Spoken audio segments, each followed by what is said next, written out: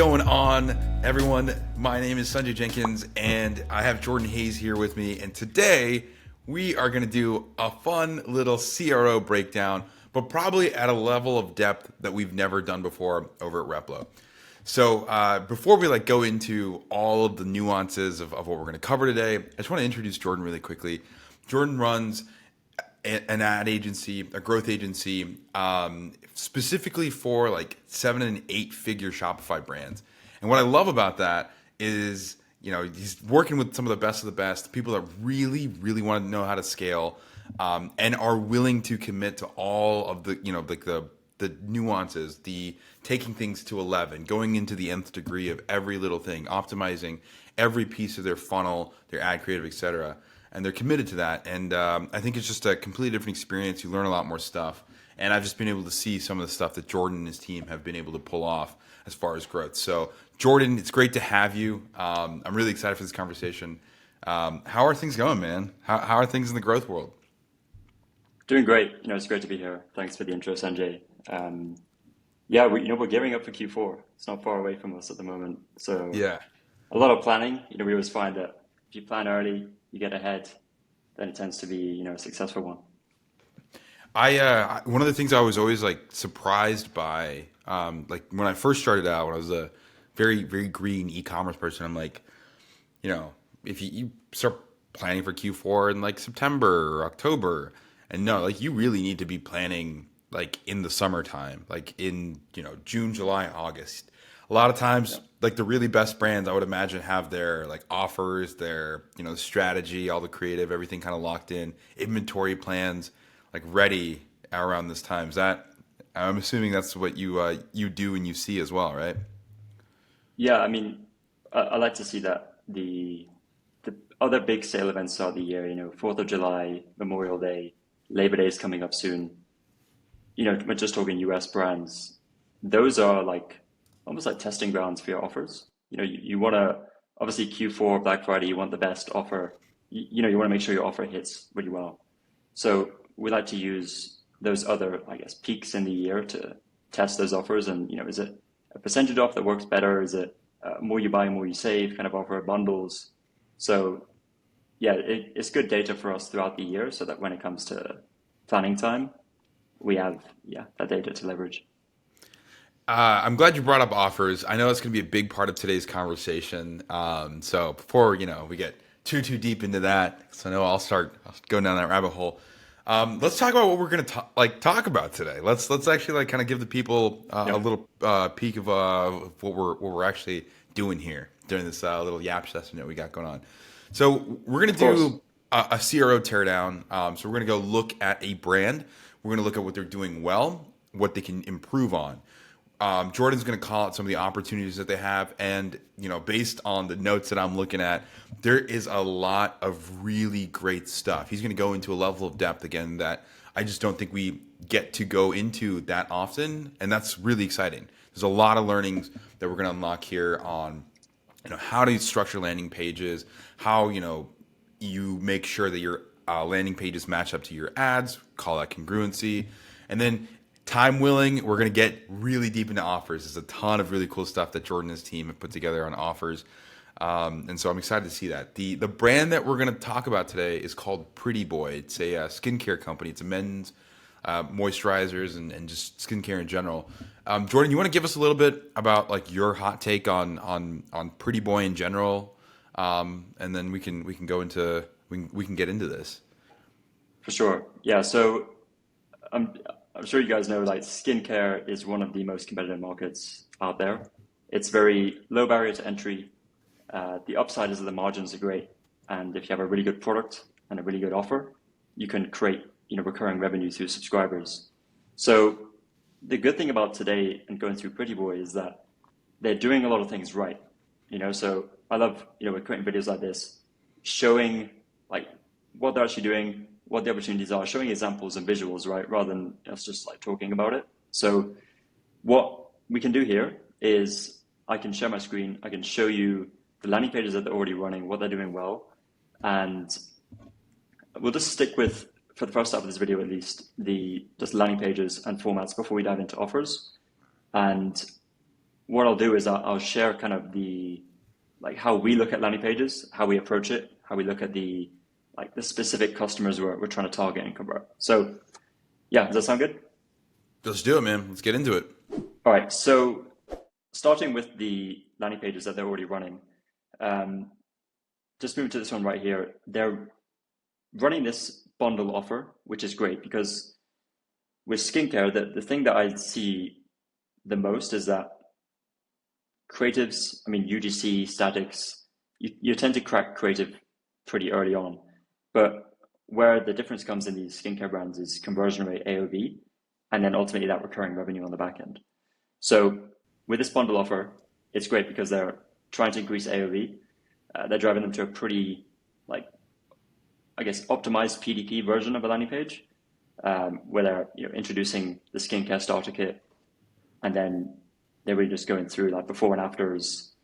The thing that's great about Pretty Boy is they have a lot of these, and I'd say if you're, regardless of what your brand is, if you try and create some sort of before state and after state, and you can really get creative with this. Like if you're, I don't know, selling clothing, like True Classic does a great job at showing people wearing baggy tees versus wearing tees that fit them, right? So it's just a way of showing a customer where they might be right now and where they can get to if they use the product. So these are great. Really, a page like this is optimized to answer questions that the customer has as they're scrolling down. And it's more for customers who are at the more aware stages of a market, right? So they're already very educated. They don't need a lot of education on like what skincare is and you know why they should be using skincare. It's more like why they should be purchasing from this brand over Kiehl's, for example, that's shown here, right? Um, so I want to dive a little bit into those customer stage of awareness, just explain what that is. But Sanjay, just wanted to, I guess, open up if you had any thoughts on this, like build your like this bundle page at the moment. No, I mean I love this. So like obviously they're using it's a product page, but it's using like a lot of the best practices I would say Yep. on what a landing page or what a really effective page has. I've got we've got like a document that I'm sure we can just like add to the description of this video that goes over like the six core elements of a great landing page. There's the social proof. There's like really clear example, like comparison chart, what you're actually Yep. getting when you buy this thing, and this page has all of those things. To your point, it does a great job of answering the questions that are in the mind of the customer. Why should they buy this? Why should they buy this instead of something else that they were going to buy? I think something I'll just call out in skincare in general. I've spent a lot of time in women's skincare, much more so than men's, and with women's skincare, the competition is like all the other brands that are like vying for that same mind share, those same dollars. Yep. With men, a lot of times you're actually trying to compete against having no habit at all, having no like just not moisturizing. A lot of dudes are dry. A lot of dudes just be dry, just be a little crispy. And so I think this page does a really good job of like not only like explaining like why you should use it relative to others, but also why you should use like a moisturizer in general. So I wanted to call that Yeah. out really quickly, but no, I think you covered it, man. I think this is just a really a well done page. I think it hits. It has all of the key elements of why of what makes a great landing page, great like conversion touch point. But let's go. So Yep. like I mean, I think you're about to talk about like all the different stages.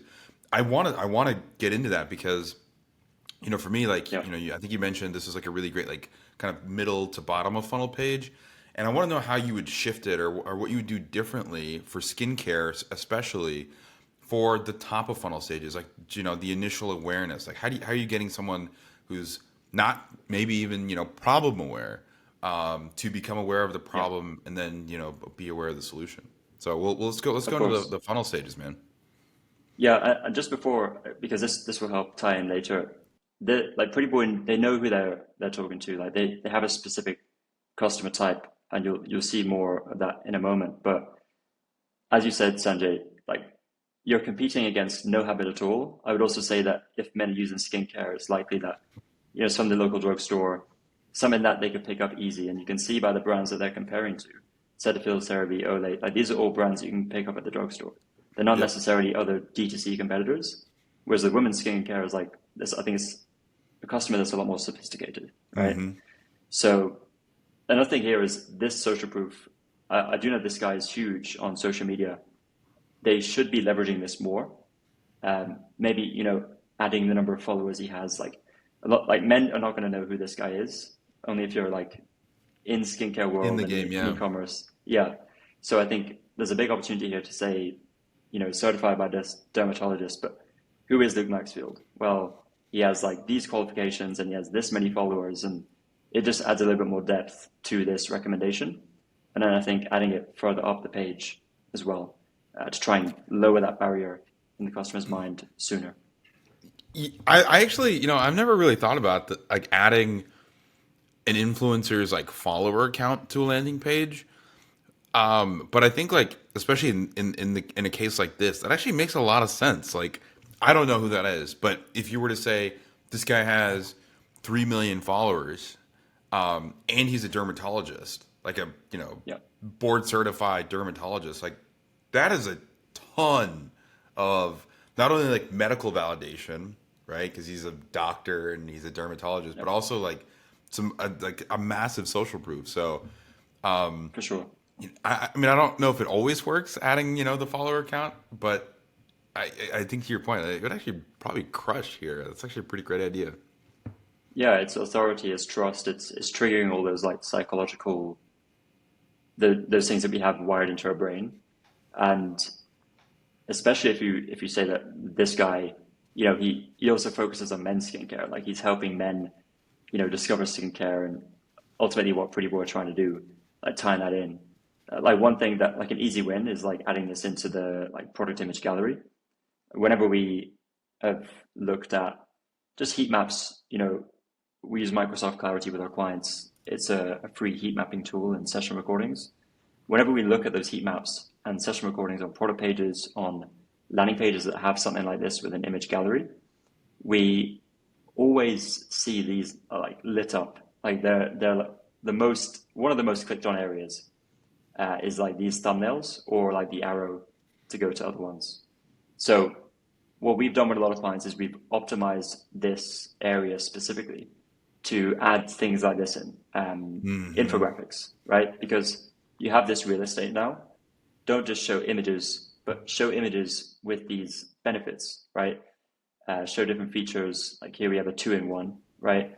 So another one could be adding the dermatologist here, adding his qualifications, adding the followers, and then a quote to say that he recommends it or something like that.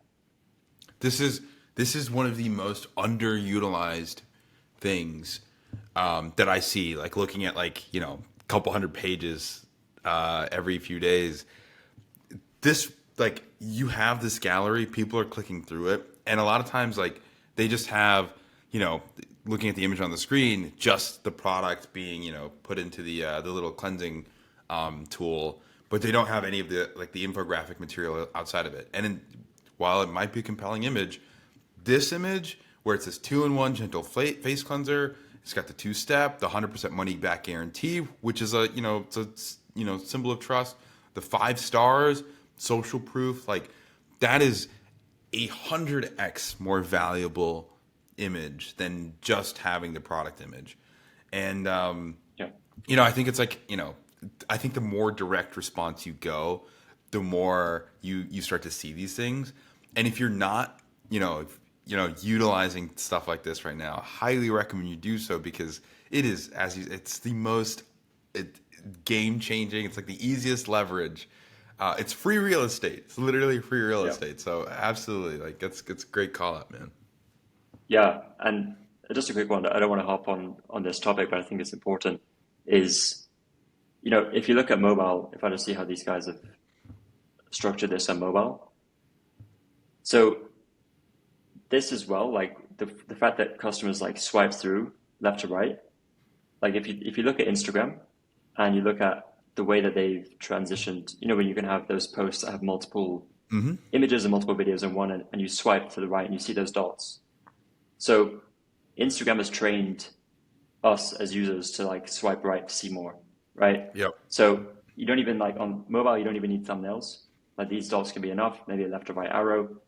But it's really interesting to look at Instagram because obviously they're spending so much money on optimizing their platform, optimizing user experience to keep people on the page. So it's a really interesting thing that we like to keep in mind. Just reduce cognitive load, which is also something that we look at. But yeah, if you look at that and also look at Instagram Shop, Mm-hmm. something else that they poured a lot of money into to optimize the experience. TikTok Shop as well. It's good to mimic that in a certain way.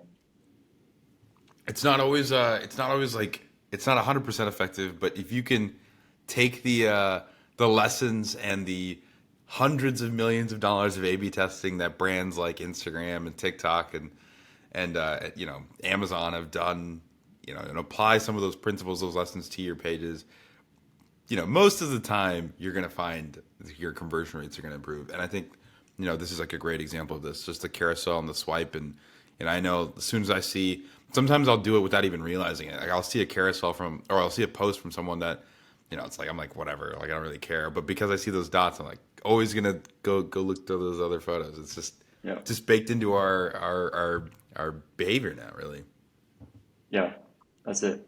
So let's switch gears. Let's talk about the formats of page for the other segments of the market. So quick background, and I think this will help as well. Like I recently created this for a YouTube video, but I think it'd be helpful. Uh, so when you're talking about building eight-figure landing pages, we always start with the format of the page itself. And we really split them up into these like listicle, inverted PDP, advertorial. I guess this one is more of like a PDP itself that they're using as a landing page. Um, but we categorize them into these three. So listicle and inverted PDP landing pages, those formats, they work best for these stages of awareness. And when you talk about stages of awareness, there's 5 stages. Every market has different users, different potential customers in each stage. The reason why these stages exist is because you have people who are, for example, most aware. Those are the people that they're already using men's skincare, they already have a routine, they likely already have products from another D2C brand, but you're trying to convince them why they should purchase yours instead, right? And that's like the top of the market, the top percentage of the market, but it's also the smallest. So as you go to the less aware stages, which is product aware, solution aware, we also have problem aware and unaware, right? Which I'll get into in a moment. You reach bigger pools, but they're harder to convert, right? So that's really when a lot of brands struggle to scale is likely because they're capping out the most aware and product aware stages of the market. And they need to start expanding to the less aware stages through different angles, different Mm-hmm. experiences with landing pages and education. So a page like this, as I mentioned, when we went through it, would work well for someone at the most aware or product aware stage, right? Product aware means that you already know about Pretty Boy, you likely have seen their ads, you've been targeted before, and this is an offer. This skincare starter kit is an offer to get you over the line, right? A little bit social proof, a little bit of a push, and that's going to get you to pull the trigger, make the purchase. So this is where we see listicles and ready PDPs work best.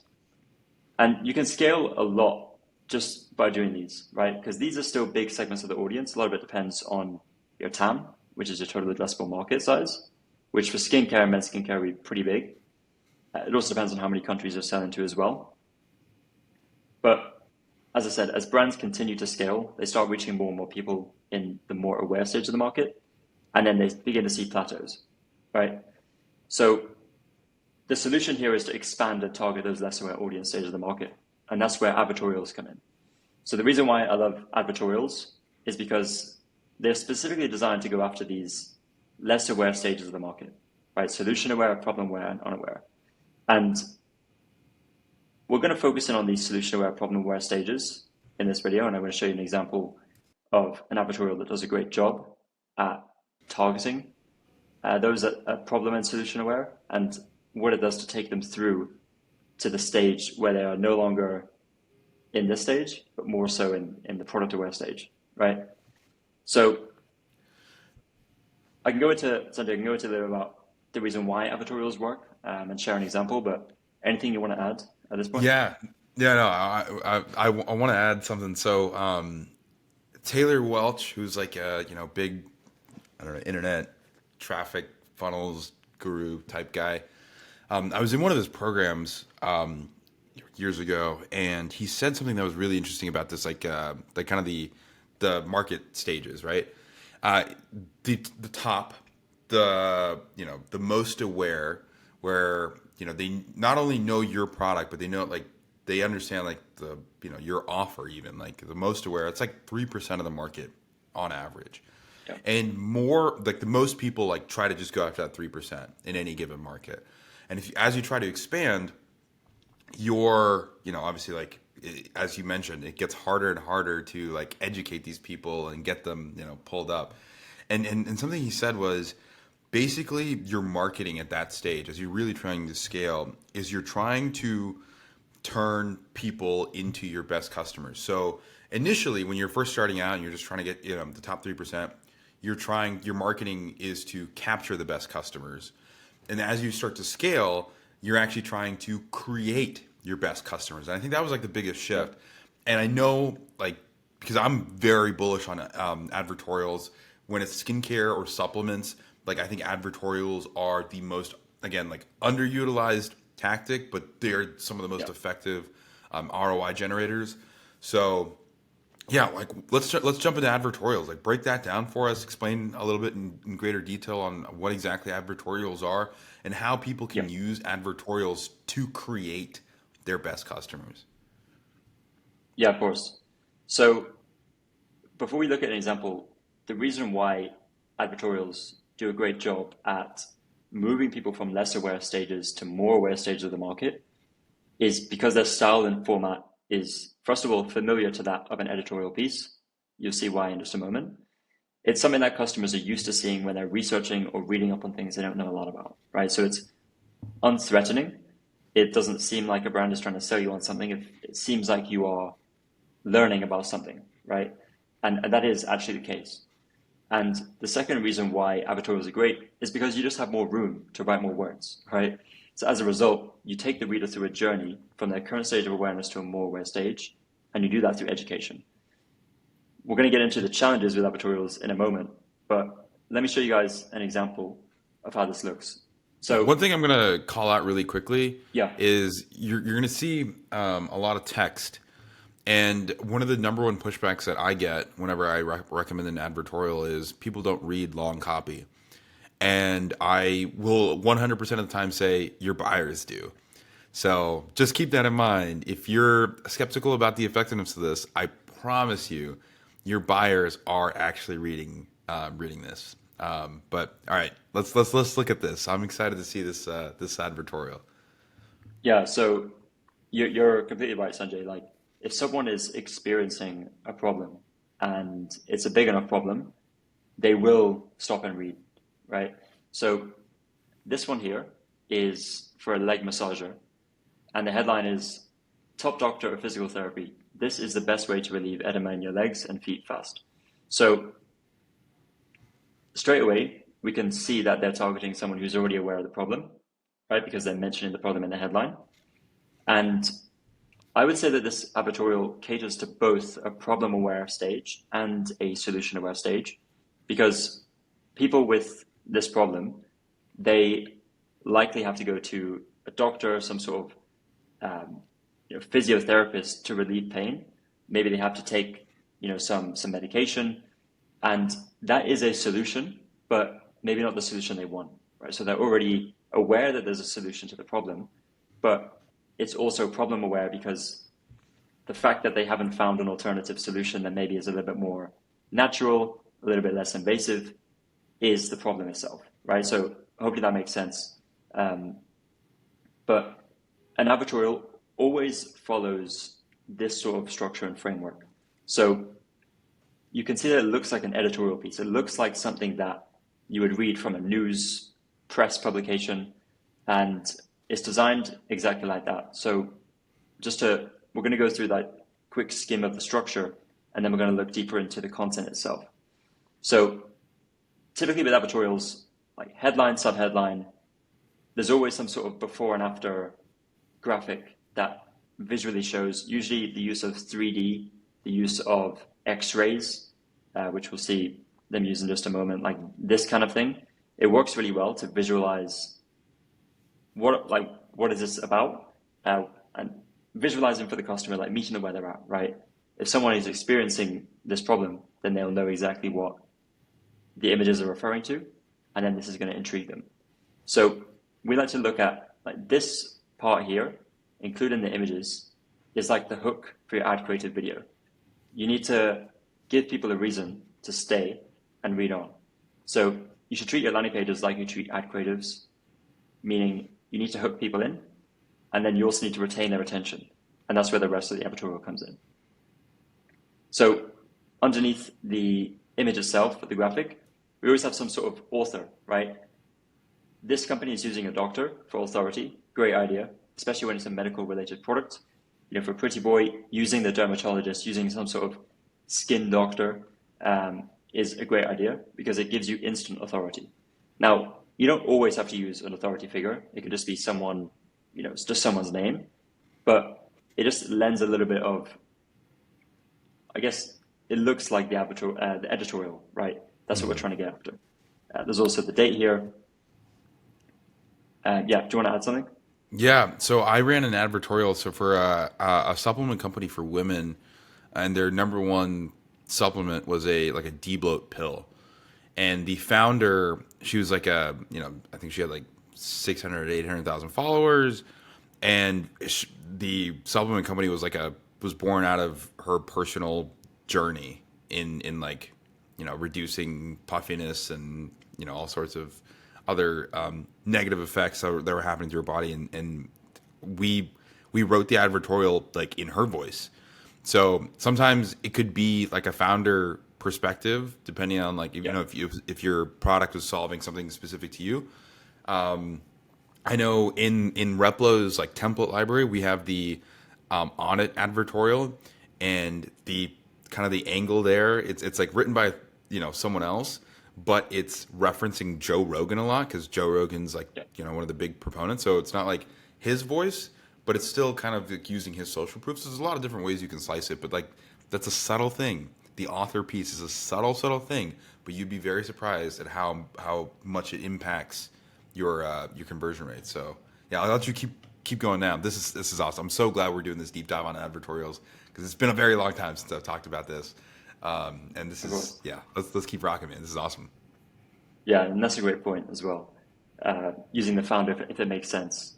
So now getting into the meat of the advertorial, the body section it's really a combination of text where we're using the text to take the customer through a journey, but also the imagery. The imagery is really, really important because sometimes, most of the time, customers are going to also skim through this a little bit.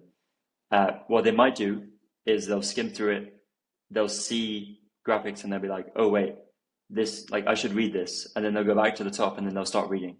So if you show things like this, like the progression of how edema happens, I don't, is it edema or edema?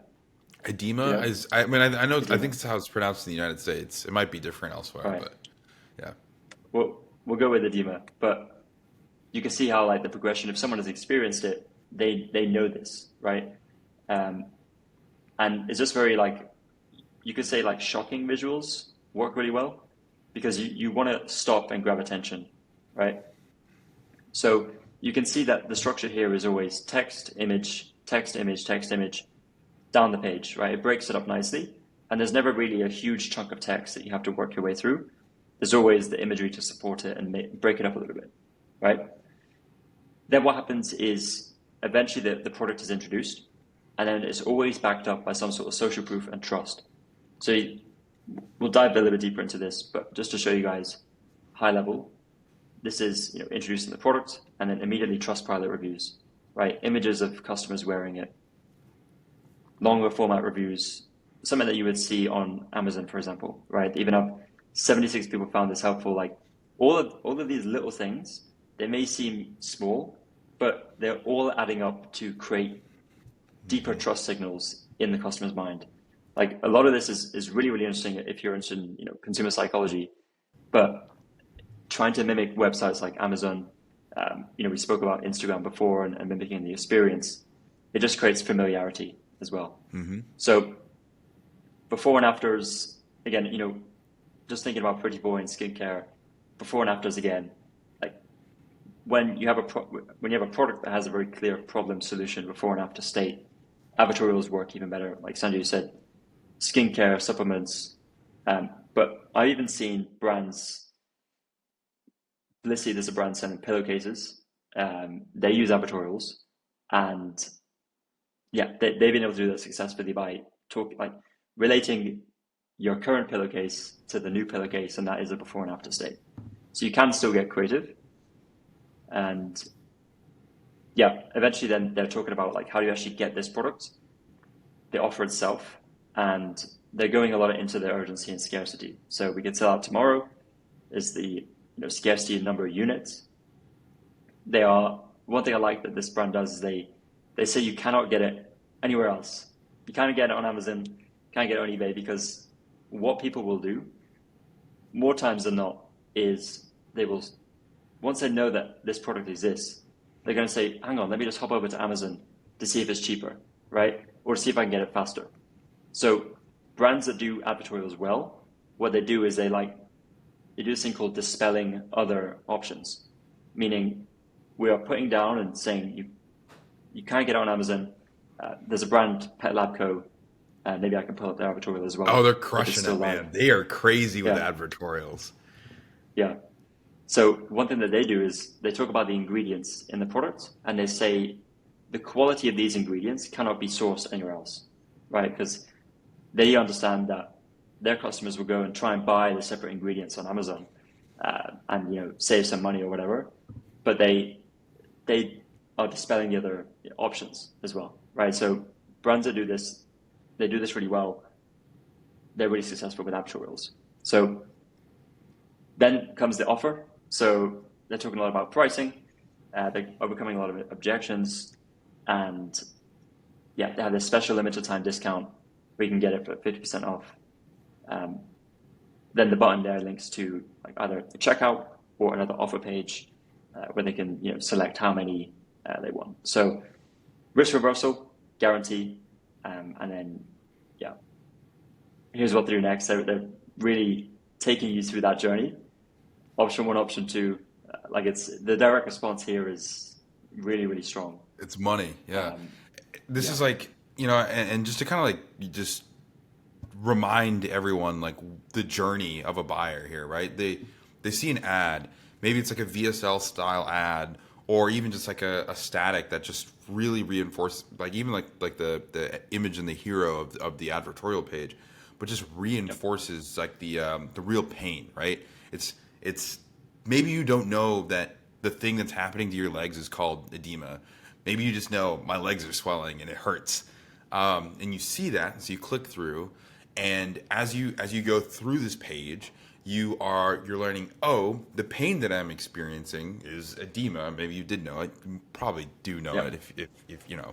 I would imagine most people do for edema, but like let's say skincare, right? Like, oh, why does my face feel the way it does, or like, for skincare, or like why is my pet acting this way for like the Pet Labs Co. I know that's like a big angle that they run with, but whatever the case is, like here's this problem, here's this thing that I've experienced in the world. Maybe I don't know the exact name for it, but like let me see that. You come to this advertorial page, and as you go through, you learn, oh, this thing that I'm experiencing, the problem is called this.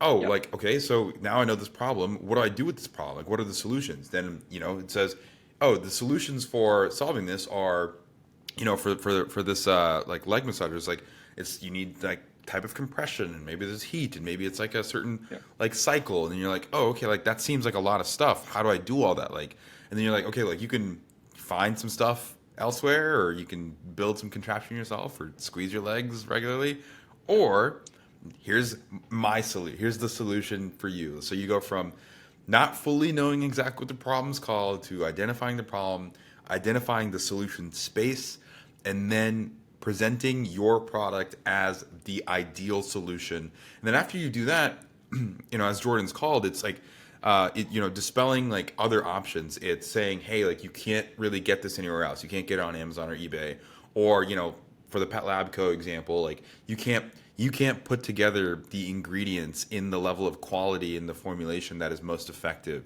like I can. Yep. I know Brian Johnson, who's the guy that's trying to live forever. He's got Blueprint.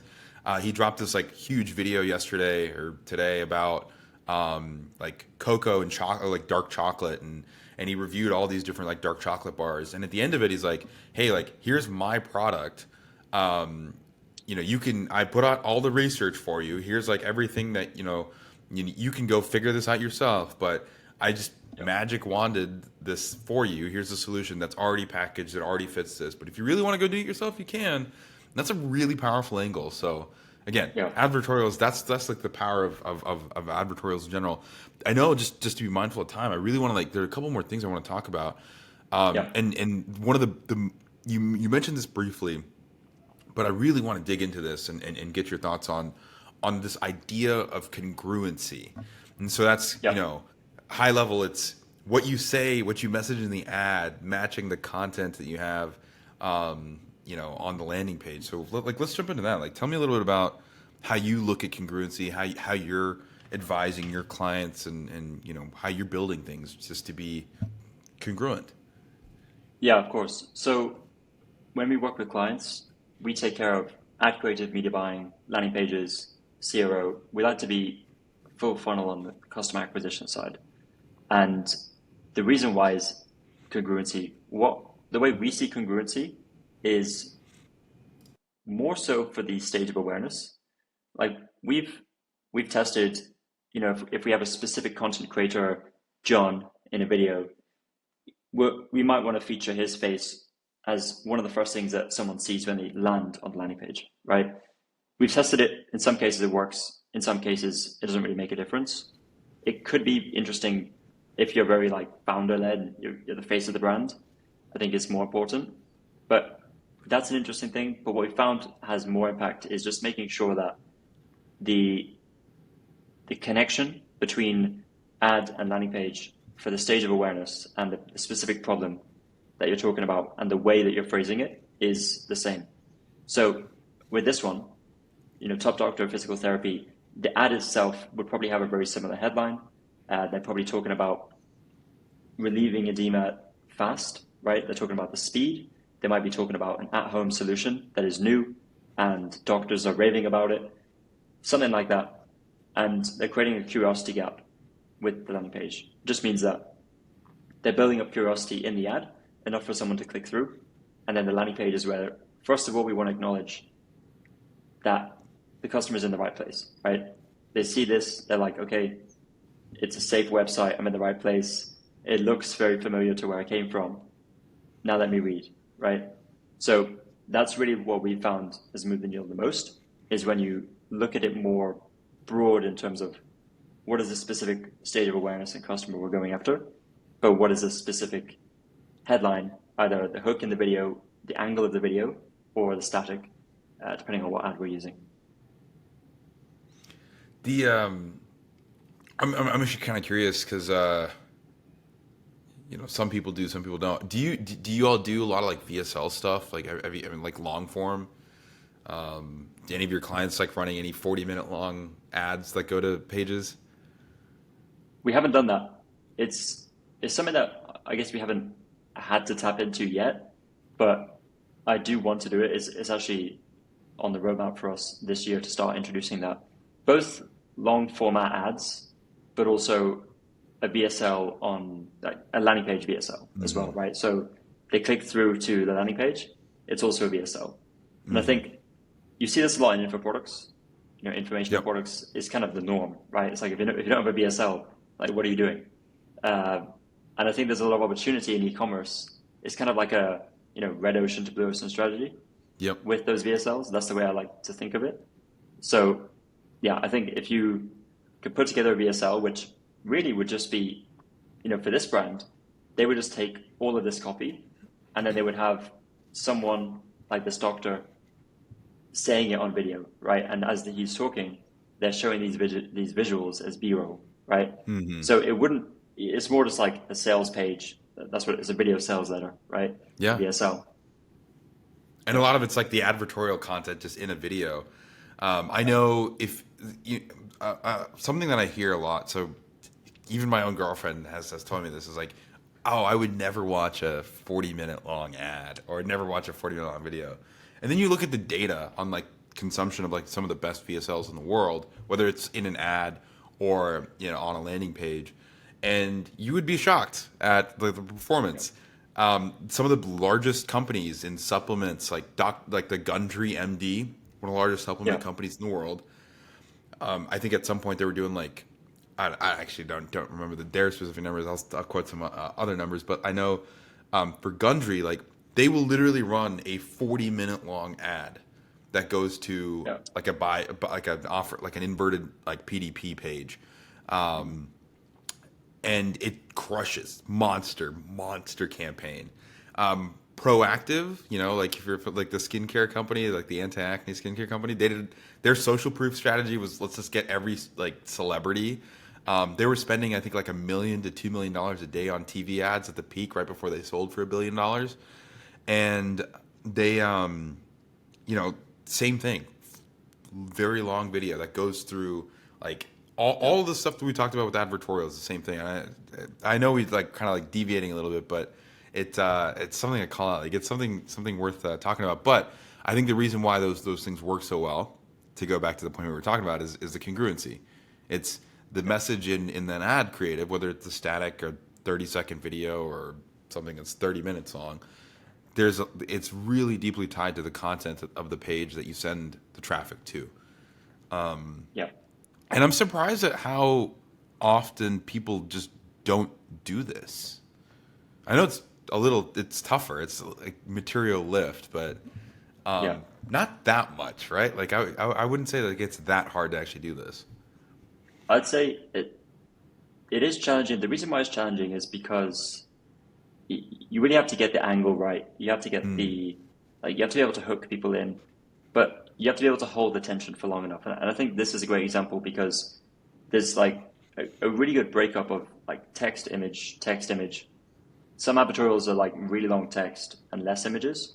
And I Hmm. think the hardest part is being able to use the right angle, the right headline that's going to hook someone in. Um, but that comes down to testing, right? And a lot of research on your existing customer, understanding who they are, what they value, the problems that they're facing, the, like look at Reddit forums, look on social media, learn about the words that they're using to describe the problem, the failed solutions, other things that they've tried that haven't worked, or maybe they're frustrated with. And with all that data, you can start to put together these hypotheses for, what sort of angles are going to work best for both our ads, but also for, advertorials. So on the data side, like I know you're using Microsoft Clarity for, which is goated by the way. The fact that it's free and it gives you that like level of value is pretty nuts. But like I know you're using Yeah. Microsoft Clarity for heat maps and see like where drop off is. How are you looking at like the Clarity data and like stacking it with, let's say, like data coming out of Meta? Like what's your typical workflow? How would you recommend people? Let me ask you a couple of questions. First question is, what's your typical workflow? And then the second question is, how would you recommend people start to like emulate what you do to be effective? Yeah. So workflow in terms of looking at data, if we're looking like zooming out high level, is this overall funnel working? Which is the way that we see that ad, landing page, and purchase.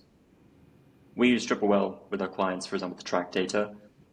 And in TripleWell, you could do this inside Meta as well, like in the ads manager, but we're using the data in TripleWell to see conversion rate. And that also gives us an idea of like the full funnel, right? Is this individual funnel, like add to landing page and purchase, is it converting better than, for example, the ad that's sending traffic to a PDP, right? Or a collections page. So that's one benchmark. But when we are looking specifically at landing pages and trying to optimize the landing page to make it even better, Microsoft Clarity is great because the main two things it's known for is session recordings and heat maps. Session recordings are actually real recordings of people interacting with the website, so you can see like how far they get into in the page, where are they bouncing, are they clicking this button, are they clicking the button at the very end, right? Which is here.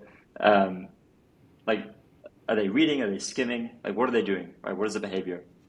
Which parts are they spending more time on? Right? Are they pausing on specific areas longer than others?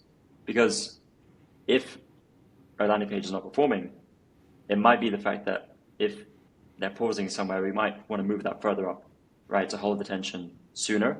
You might want to move it more towards like the above the fold. So that's from the session recordings. Heat maps go hand in hand with session recordings because they're more so for clicks, right? So that would just be for us to say, okay, is there anything that people are trying to click that, dead clicks?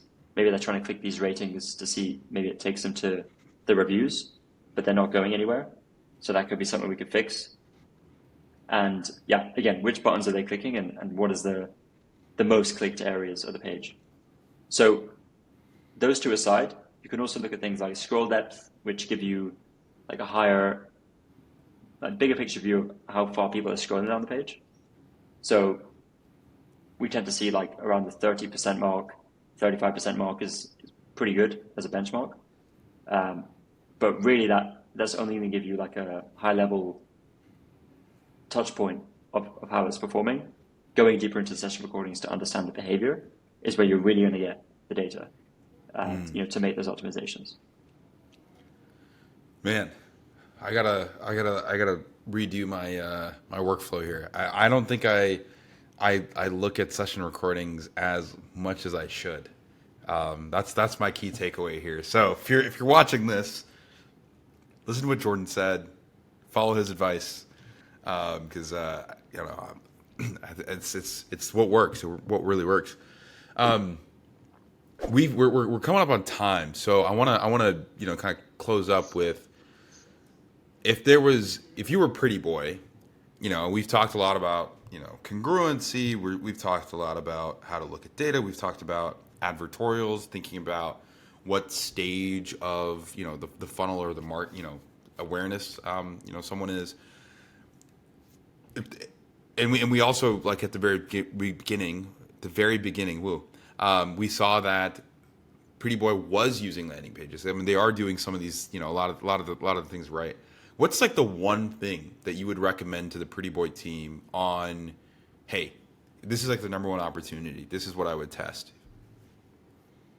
I would identify which customer stage of awareness you want to go after, and then just focus on that stage. Like, don't try and go after every stage. I would say, let's just say you want to go after the problem aware stage. The men that know that they should be using, like, they have acne, they have this kind of problem, they're not really aware like how to solve it. Maybe that's one. Maybe the solution aware, which is, hey, I know that I need to be using skincare. I've maybe used some of my girlfriends here and there. I got this thing from the drugstore. I used it for a week and then stopped using it because it didn't do anything. That is a different segment. I need to speak differently to them. So I'd focus on one of those and go heavy into that. Because when it comes to scale and getting ahead of other brands, what most brands, like, they cap out at the stages that are the smallest, right? The ones that are most aware because they're the easiest to convert. But for a more longevity strategy, definitely going into those less aware stages. Focus on one at a time.